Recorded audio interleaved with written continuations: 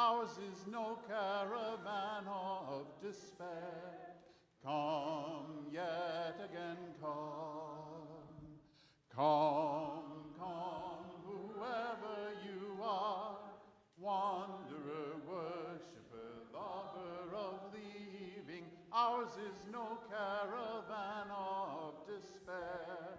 Come yet again, come. This side. Come, come, whoever you are. This side. Wanderer, worshipper, lover of leaving. Ours is no caravan of despair. Ours is no caravan of despair. Come yet again,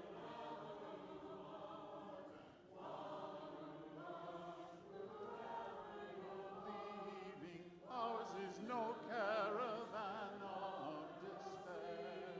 Come yet again, come. Come yet again, come. I love that one. Hello. My name is Amy Collins. My pronouns are she and her, and I'm a commissioned lay minister and one of today's service leaders here at the Unitarian Universalist Congregation of Cleveland. We acknowledge that we are gathering on the original lands of the Erie and of the Haudenosaunee and Anishinaabeg people, also known as the Three Fires Council. We recognize the need to learn more about these complex and sometimes painful histories, to care for the land we inhabit, and to show respect to the diverse people and cultures who preceded us, as well as those who gather here now.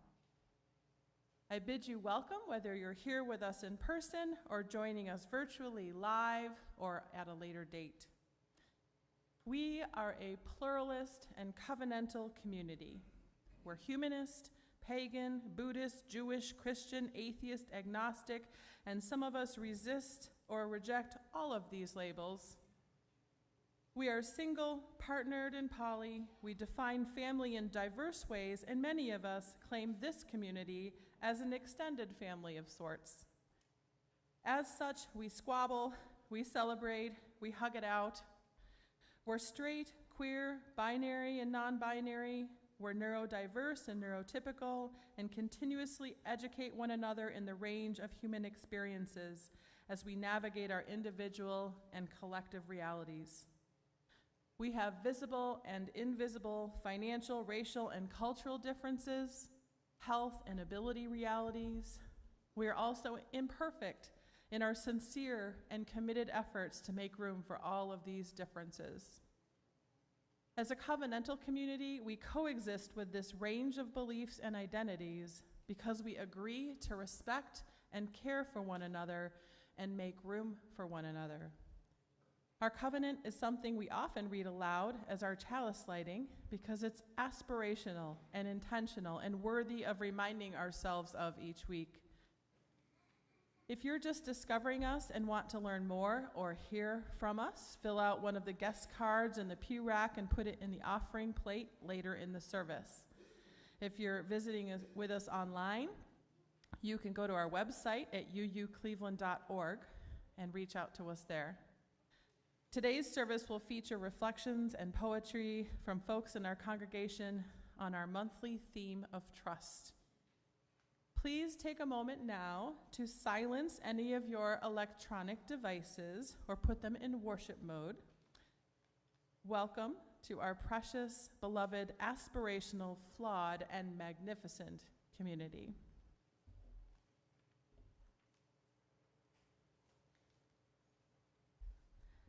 Good morning and happy almost spring. I'm Linda Coulter, also a worship associate here at the UUCC. My pronouns are she, her, and I am delighted that our chalice lighter today is Del Salza. She is the co-chair of our congregation's Ministry for Earth Committee. You will find out more about the important work of this team later in this service. Now I invite you to join in our chalice lighting words, which is our covenant found on the yellow pew card. We cultivate trust with one another by celebrating differences, honoring boundaries, and offering compassion and care. We listen to each other deeply with curiosity and wonder. We speak for ourselves without need to defend ourselves or persuade each other. We create safe and brave space for healthy conflict, creativity, and fun. We reconcile through forgiving and making amends when we hurt one another.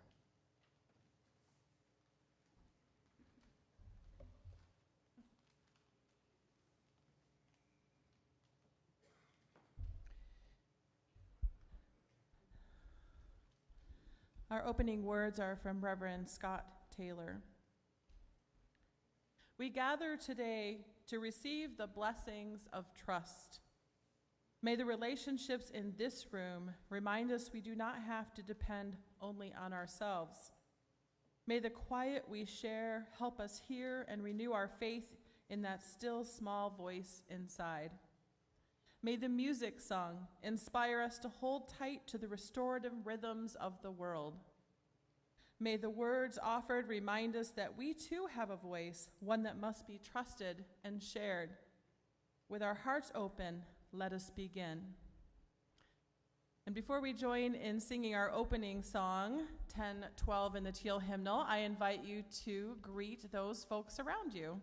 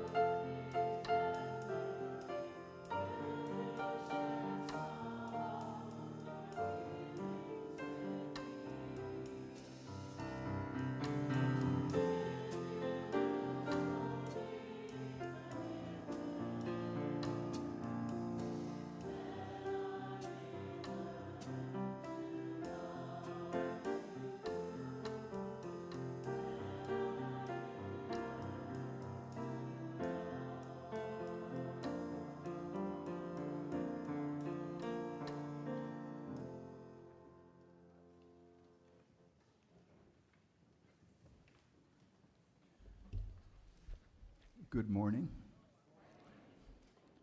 The poetry of small groups.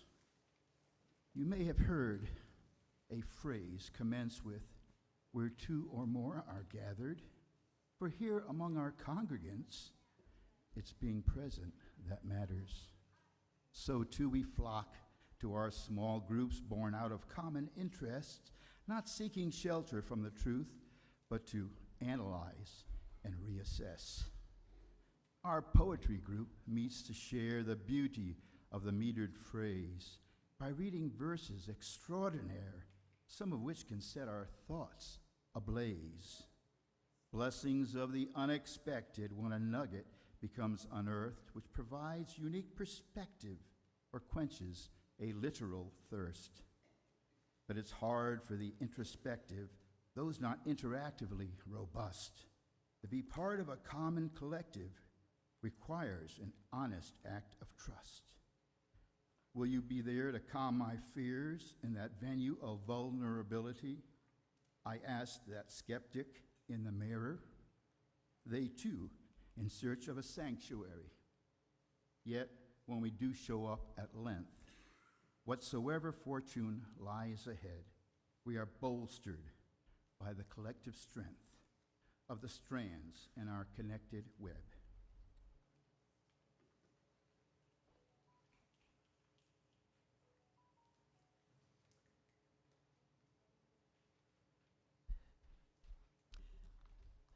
The Tuesday Readers small group is a reading group that meets by Zoom, mostly, at 7 p.m. on the first Tuesday of each month, mostly. Our books range through fiction and nonfiction, but the commonality is that the chosen books reflect the desire to inform ourselves on issues. Our discussions keep us grounded, and we look for ways we can live out our UU values while minimizing cognitive dissonance. My name is Mary Schatzman. For those who don't know me well, I am a nurse and a retired women's health nurse practitioner who has a retirement job working at an abortion clinic in Cuyahoga Falls. This suits me very well, as I love the work I do and the people I interact with. I trust my coworkers. I trust our patients. I trust our escorts who show up in the cold and the sleet. I even trust our protesters to a certain extent. They're out on the sidewalk doing what they feel called to do, just as I am inside doing what I feel called to do. Once upon a time, long ago and far away, I remember having a very genuine theological conversation with a kind and sincere Christian who couldn't understand how I could claim to have faith but not believe in their faith. For them, a person of faith had to have faith in Jesus, which isn't part of my worldview. Right now, right here, in this political climate, these cultural issues take on religious overtones. The moral high ground is claimed by those who engage in what I consider a perversion of faith. I was raised a Baptist, and the Jesus I knew proposed loving one's neighbor, feeding the hungry, and welcoming the stranger, and he only threw a fit about money changers who profited from others. He didn't try to control people's bodies or demean people in any way. As a person of faith, I find our current political and cultural situation to be horrific. Our UU faith supports my efforts toward justice, equity, compassion. Oh yeah, over there on that graphic with love at the center. That's them. The work we do, whether for environmental justice or racial justice or reproductive justice, is based on our faith. To trust myself to be able to conceptualize and articulate this faith means to keep up, like reading the books for Tuesday Readers, and maintain a level of clarity, like when we discuss these books during our meetings. Integrating all this into our daily lives is where the rubber meets the road, and for me is what faith actually means.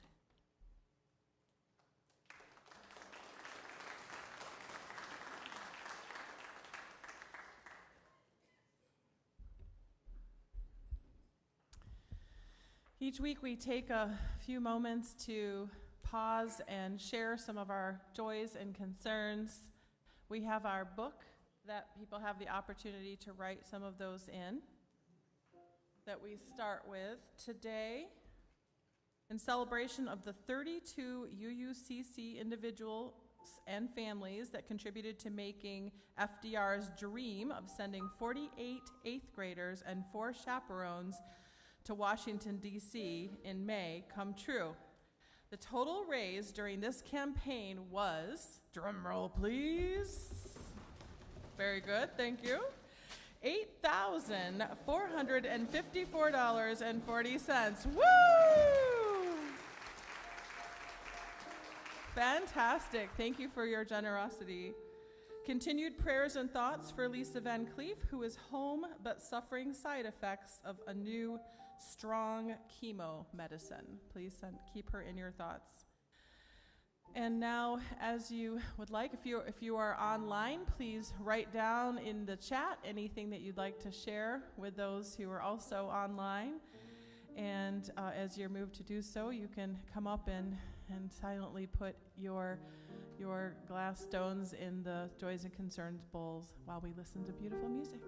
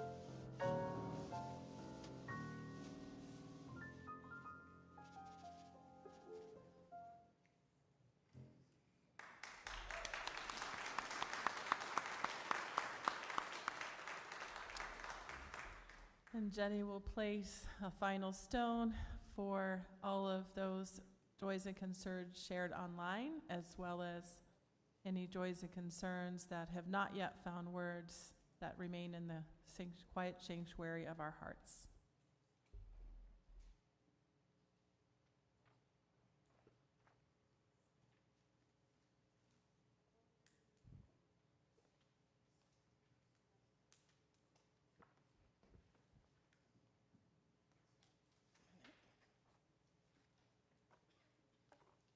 Good morning. My name is Jenny Papp. I am the Director of Lifespan Faith Development in this congregation. And today is almost spring. And I'm noticing all the green, and it took me until about 30 seconds ago to figure out why. Not only St. Patty's Day, but evidently the choir must be wearing green today, see? I was sitting up there, I'm going, wow, look at it. Because I really appreciated the Kermit shirt was where I started. Right, okay, anyways. So far today, I have experienced a downpour, literally sat in my car waiting for it to stop. A beautiful warm wind. About an hour ago, solidly blue skies without a cloud. Then the clouds came in, and this amazing, really earthy smell in the air. It's on its way, right? It's coming. Now, I have some pictures here, mostly that you're not going to be able to see, but I'm going to pass them around. If you want to look at them, and if you don't, just pass them on. But I didn't want to pick the flowers that are pictured in here, so every year, this is my yard, and when you see it, it is a city yard covered with some sort of weird covering of crocuses that I have allowed over the last 25 years to do whatever they want. There have been moments where I have tried, but if you've ever tried to keep grape hyacinths and crocuses in check, can't do it. So, but this was yesterday in my yard in the sunny spots, and it is this amazing carpet that happens. And every spring when it happens, I'm amazed. I'm amazed. And I know that it will happen every spring. I might forget, and maybe only one or two, like last week there were one or two, and that reminded me. And so I could trust to know that they would keep coming back. It was amazing. I trust in that. Our theme this month is trust. And when I was working on some things yesterday, I was looking for a picture of our permaculture perennial garden, whatever you may call it, that thing, beautiful place between the building and the parking lot. And I ran across this in the height of summer. It's just amazing. Really, really, truly amazing. Now, Dell says one of these is not there anymore. She hates things with thorns. That one's gone. But, you know, it's amazing. And it still looks amazing every summer, I know. And we trust that that is going to happen. It takes a little effort. I suppose if we did nothing, a lot of this would still come back, right? But we trust that that will happen. We do trust in our community that they will do the things to make this happen. I'm new enough that I don't know everybody who does it, but I know the Ministry for the Earth does a lot of it. I know that. We'll go ahead and pass that around for you. But I trust in those people, and I trust that that will happen. I went out there, well, I should say, so I was looking at that yesterday. So then what started going through my head was a song by a minister in Ohio that you may all know, Mary Gregolia. Anybody know the song? I know that rose will open. It's only about 4 lines. If I'd brought my other piece of paper, I'd tell you the words, but you could probably look it up if you need to know. that song, found myself humming it yesterday, and that song really does speak to that feeling of that can come when there is things that feel out of control, and yet we need to trust. We need to trust in ourselves. We need to trust in our community. We can trust in our community. And trusting in one of the things that most of us all know, which is that we know that everyone has inherent worth and dignity. We know that. We value that. And that it will happen. This is right now happening out in the perennial garden. These are snowdrops. Snowdrops happen. I think they're snowdrops. I feel like they should be called that. And they're one of the very few things blooming right now out there. In and amongst, that's when the sky was blue. I went out and it was all blue. There's these other little things. Looks like a hyacinth of some sort. They're teeny tiny. They're coming up. We've trusted that these will arrive. And this is a little close-up of the snowdrops. Now, all of you may walk on the lovely manicured paths. The wind has knocked down a few branches, so be careful. And go see these later on your way out today. Are they snowdrops? Is that what they're? Okay, Tom says yes, they're snowdrops. Sometimes we have a moment of wanting to, of thinking about all of the changes going on, and I just think we need, that feel unwieldy. They feel,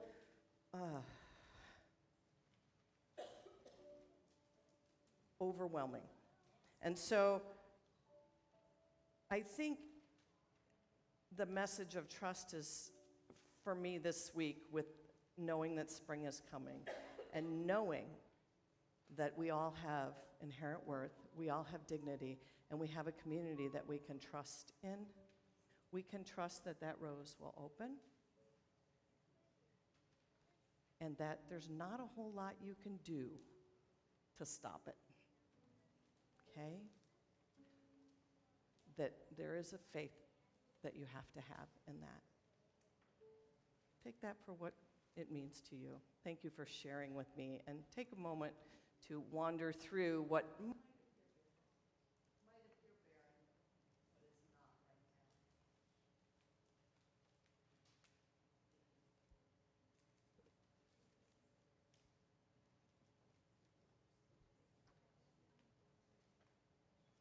Am I done? What's next?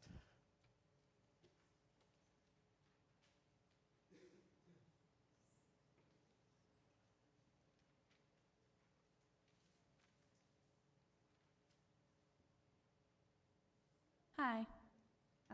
Good morning, everyone. My name is Kelly Hakela. I trust that everybody got here safely today. Let me move this microphone a little bit, just so it's not right up in my nose. So I trust you all got safely here today.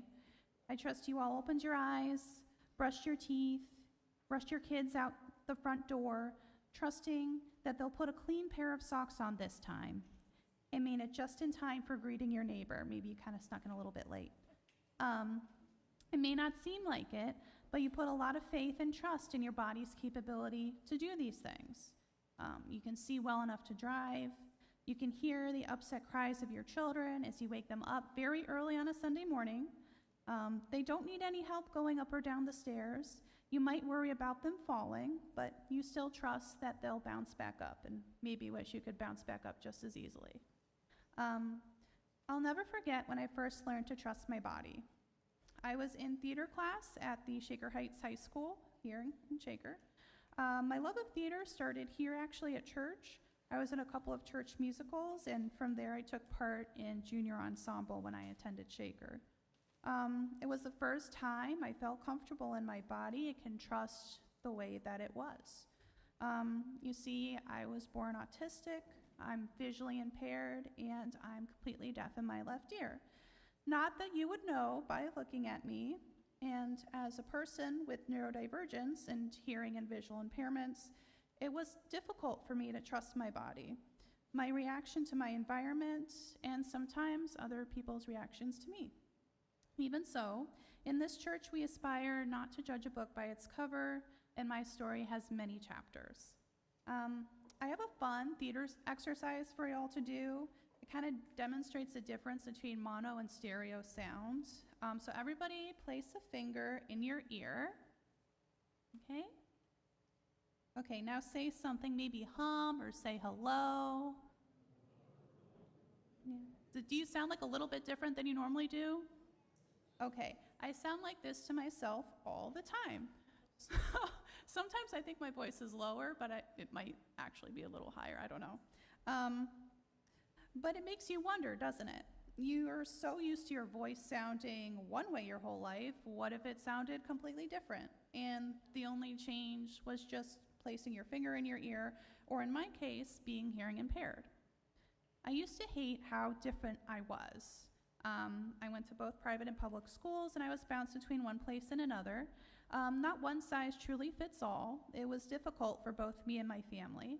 As I'm sure parents of special needs kids know, our needs aren't special, but they're certainly needs, and not every school, public or private, is equipped to deal with those challenges. While I had amazing support from family and teachers, and am successful because of them, it was difficult to avoid those feelings of unwantedness. I always felt a desire to have a different body or pretend like I wasn't disabled at all.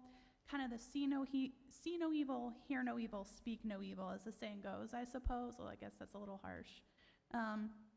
It truly wasn't until that theater class in 9th and 10th grade where I got to move my body and breathe through theater exercises we did every day, performing vocal warm-ups, trusting each other as we moved through space, that I realized that my body was good. It could be trusted.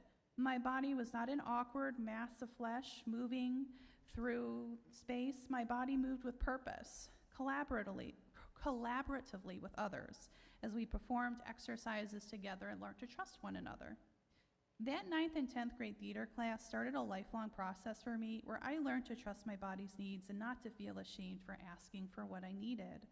One of the things I was taught from a very young age was to hide what's called stimming activities. So stimming, for people who are neurodivergent, is the physical act of self-soothing for neurodivergent people.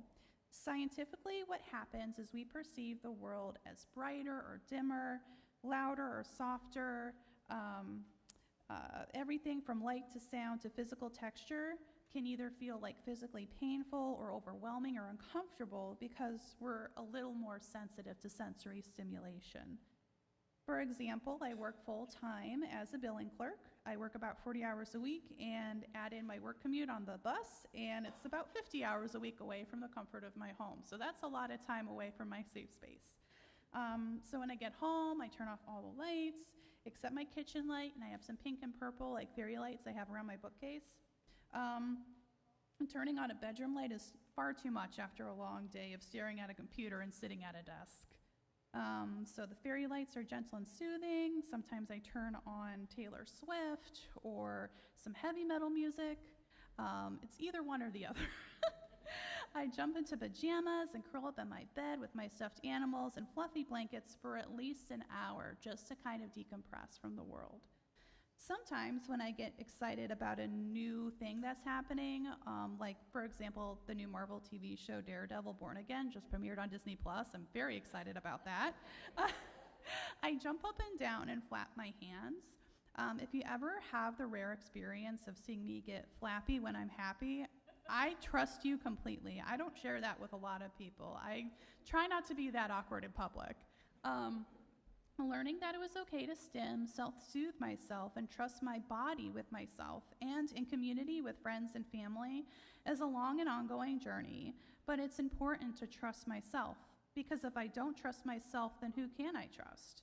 I think my body and mind are well deserving of the trust I place in them. Thank you.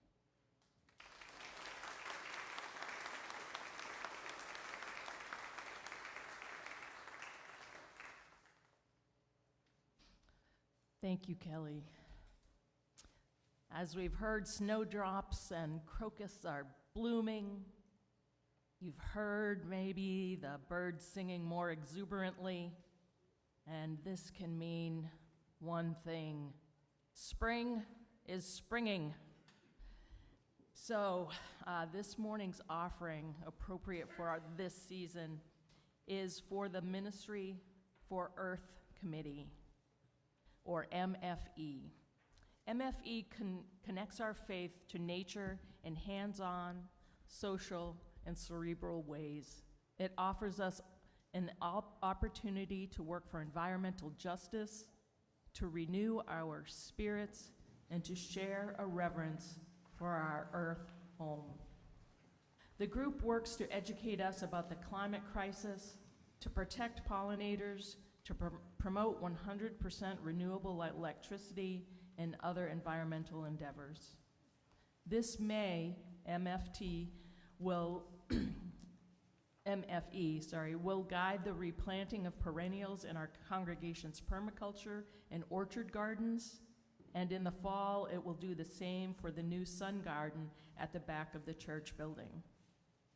MFE has been asked to do more than the committee planned and budgeted for. So this morning's offering will bring MFE's budget more into balance, as it makes our physical surroundings more beautiful and helps us all to connect to our Mother Earth. Now please give as you are able by placing your offering, cash or check made payable to UUCC, and the collection plate as it is passed. You may also contribute via Cash App to $UUCC 44122. Use the memo line to indicate today's date and our plate recipient, MFE.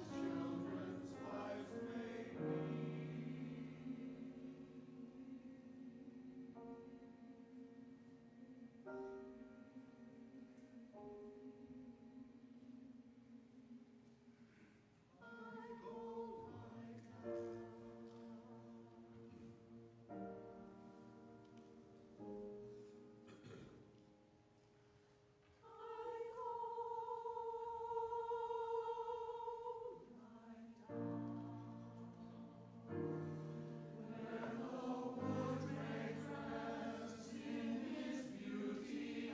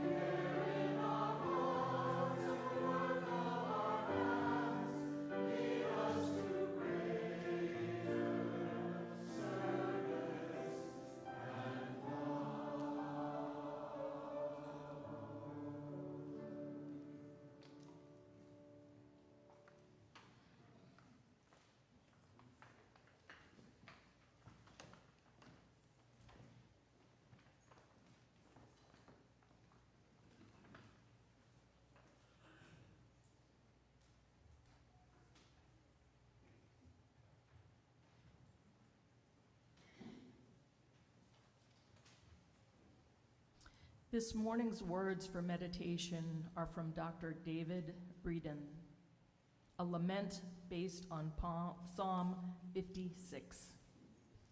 Of human wrangling there is no end. Endless struggles engulf us. Where do we find hope? There is trust in words that have been spoken, despite all the words that have been hurled. We find meaning talking with each other. We weep until a pillow is soaked. The air swallows all our tears. Our solace is our words to each other. We trust in our striving. We trust in each other. We join in striving. We join in trusting.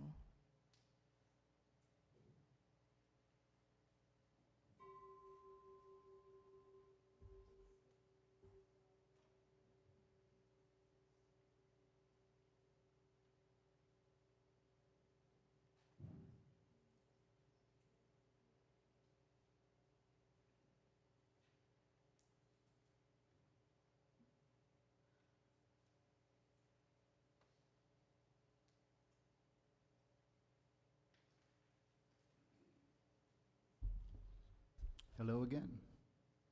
The following was written by Bill Newby, who couldn't be here today. It's called Passing Through First Class. After the parents with children, those needing extra time, and active or former military, who we thank for their service, first-class flyers are welcomed aboard.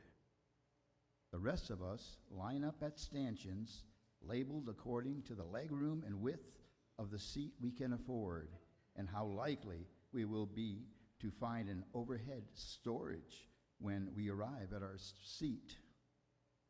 It's not a biblical process. For flights to Atlanta, Newark, Houston, and LA, the first are first, and the last are last. And the next several moments feel weird, as if entering a hotel through a penthouse where royalty are watching cricket and sipping afternoon tea.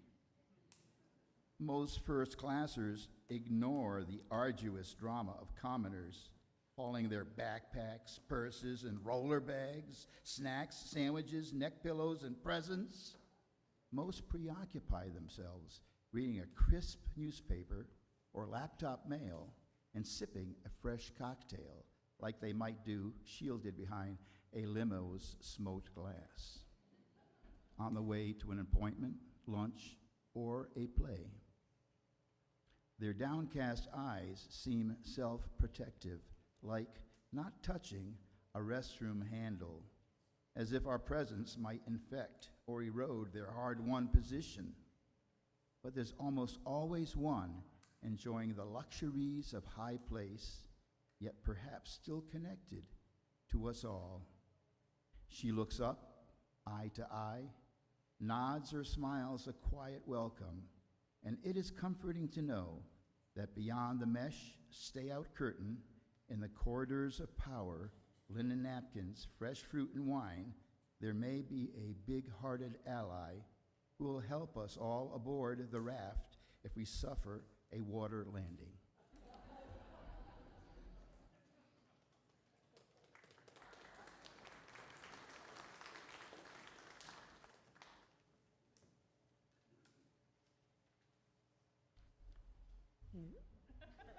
Hello. Is this in the right place? Okay, my name's Kathy Wise, and this is my reflection, my 180-degree flip of my usual concept of trust. I usually think of trust as something that I do or do not have in other people, or that I might or might not have in institutions or in a higher power. Taking care of my mother, who just turned 98 on Thursday, made me think about trust in a different way. I'm thinking less about who or what I trust out there in the world, and more about how she can trust me in every interaction with her in that very moment. She's a very smart woman who in the past was incredibly organized, capable, brave, caring, and fun. She worked full-time in a lab at NIH for over 40 years, raised 4 children, 2 of whom were in their teens when our father died, and at the same time, for part of that, she cared for 2 90-plus-year-olds in that same home. Those traits and abilities are still a big part of her. But now her memory is so short that she needs help with every basic daily task to stay safe and to stay as well as she can be. She'd always told us, both in writing and in words, that when her time comes, she wants to be at home, not in pain, and not alone. That is what we are committed to honoring. So either my sister, who lives in Virginia, or I, are there with her every day and every night in her home in Maryland. She has good times every day. She's still fun. She likes to laugh, and she likes to make us laugh. But now she is also afraid of dying. She says she's afraid that she will be lonely and that she'll miss us after she dies. For the past few years, arthritis pain, stomach upset or tiredness means to her that she is dying right now, or maybe overnight, or maybe very soon. Changes a little, but it all makes her very scared and sometimes really panicky. She looks to us for reassurance, but reassuring words don't last any longer than her very short memory.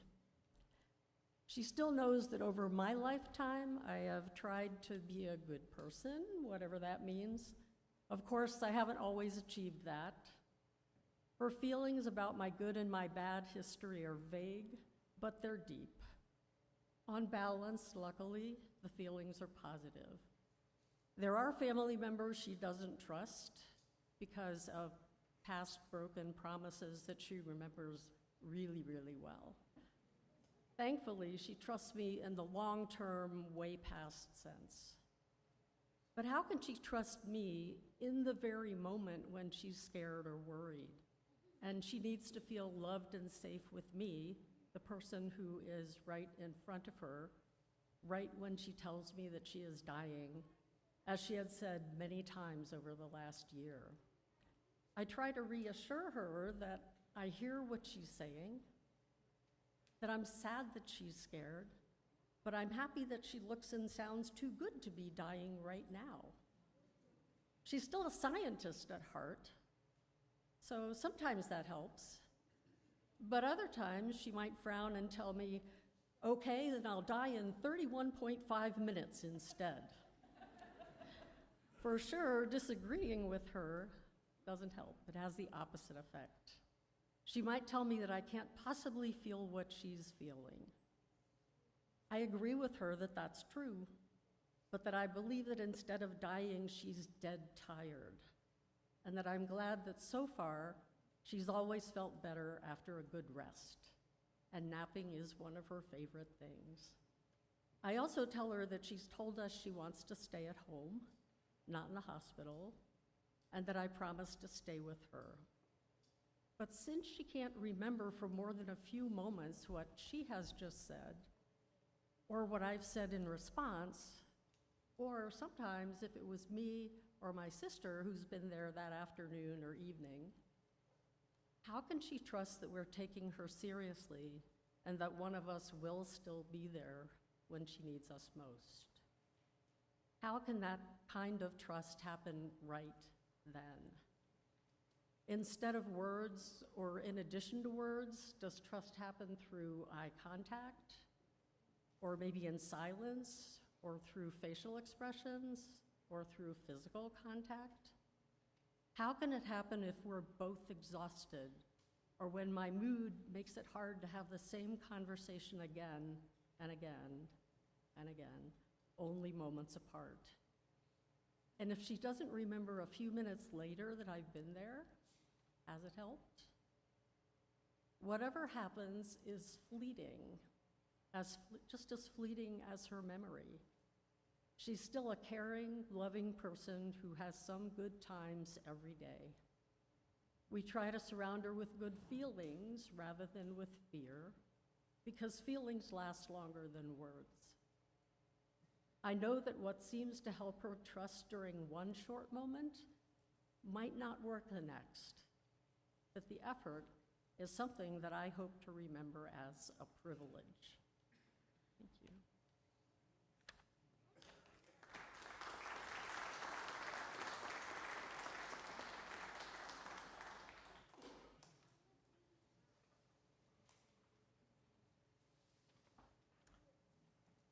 Please rise in body or in spirit and join in our next song, number 131.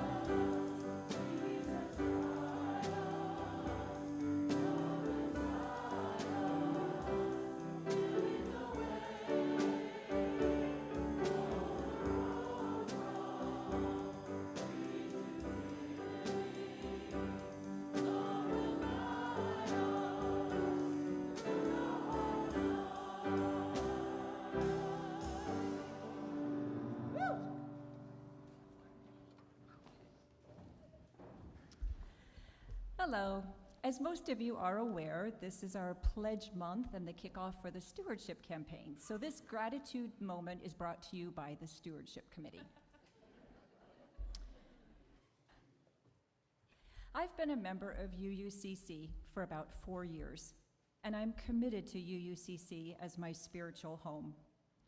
What I want in a spiritual home is to be encouraged and helped to be my best self, to be open-hearted and giving, to treat others well, to be involved in social justice work, to be more aware of the connectedness of all living things, and to think deeply about big questions. I get that here through thoughtful sermons and services like this morning's, and through reading the words that are on the wall behind me, grounding me in values and principles of love and caring. I get encouragement to be my best self through witnessing so many members of this congregation fighting for justice in the world, in the nation, and in our community. Their example of living out our values encourages me to do what I can to promote justice. I feel such pride to be part of a congregation that is so actively engaged in this work.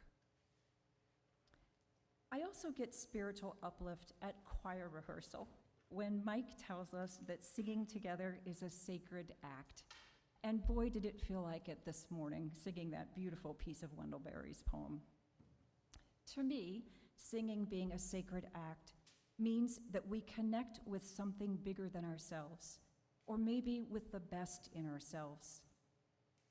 Making that connection calls us to see each other as sacred as well, even as we bumble along making mistakes, both musically and in our everyday interactions with others. Because, of course, none of us is perfect. We mess up, we hurt each other, we trample on someone's feelings, we let our egos insist that our way is the only way. But here is what I believe about this congregation, that we are committed to the welfare of this place and to each other, and we will do our best to make it right again. I trust in that because we have crafted a covenant of how to be together. I trust in us because we are a congregation that continues to learn and grow, that continues to expand its communal heart. UUCC also is a place of friendship, laughter, and joy. Without those things, what's the point? As one of my favorite radicals, Emma Goldman, once said, "If I can't dance, I don't want to be part of your revolution." The same can be said of congregations. If there is no joy, then everything becomes drudgery. I love it that one of our small group ministries is laughter in our lives, and I think we should start about a dozen more groups like that. Audre Lorde, a self-described Black lesbian feminist socialist warrior poet, wrote that, and she wanted to be introduced to all of those terms every time. She wrote that art, music, dance, joy, laughter, rather than being frivolous or taking our minds off the work that needs to be done, those things are sources of power that can provide energy for change. I appreciate that UUCC, my spiritual home, is a place that encourages all of those things. For all of these reasons and many more, I am happy to be a contributing member here, and I hope that we all help the Stewardship Committee meet their goal for this campaign. Thank you.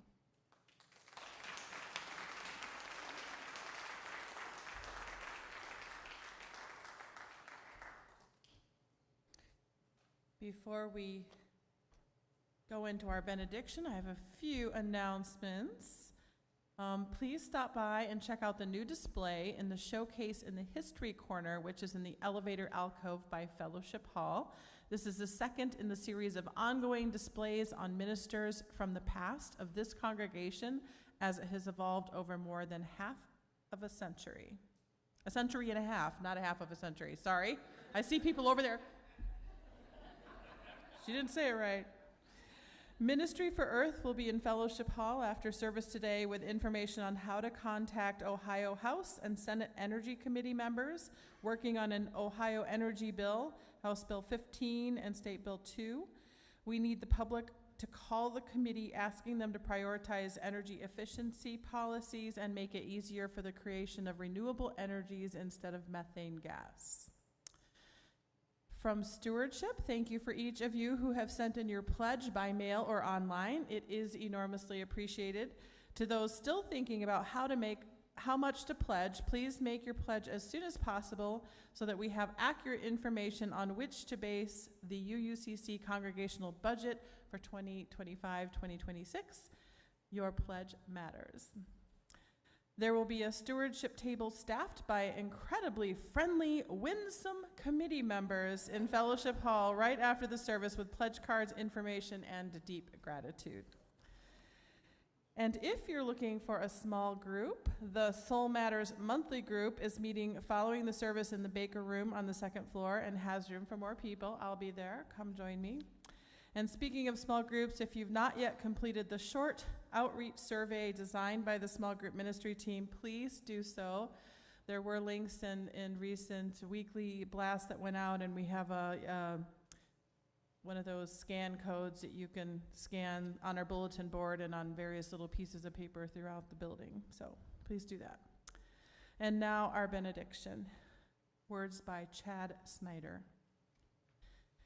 We truly know far less than we think we do, but let us know this much. We are not alone in our joy, in our loss, in our quiet, daily, blessedly ordinary moments. We are not alone, a small truth maybe in a vast and rapid world, but let us hold that truth and trust it as we hold and trust the joys, the sorrows, and moments shared in this space we make holy.